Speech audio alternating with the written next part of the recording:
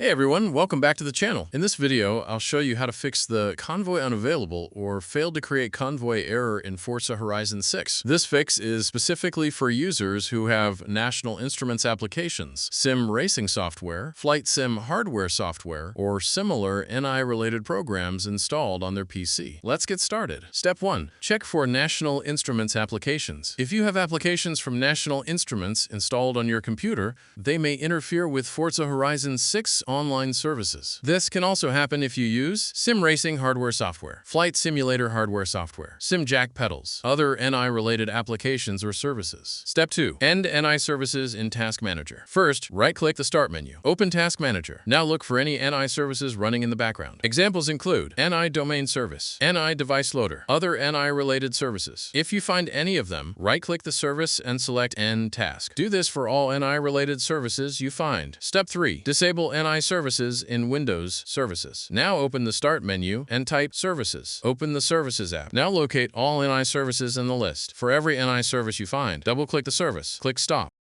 Then change the startup type to Disabled, click Apply, and then click OK. Repeat this process for all NI services. Step 4. Launch the game again. Once all NI services are disabled, launch Forza Horizon 6 again and check if the Convoy issue is fixed. Step 5. Uninstall National Instruments applications. If the problem still isn't fixed, uninstall all National Instruments applications installed on your computer. Open the Start menu, type Add or Remove Programs. Open it, locate the NI applications. Click on the 3 dots and select Uninstall. Once everything is uninstalled, restart your computer. After the restart, launch Forza Horizon 6 again. The Convoy Unavailable or Failed to Create Convoy error should now be fixed. If this video helped you, don't forget to like, subscribe, and leave a comment. Thanks for watching, and I'll see you in the next one.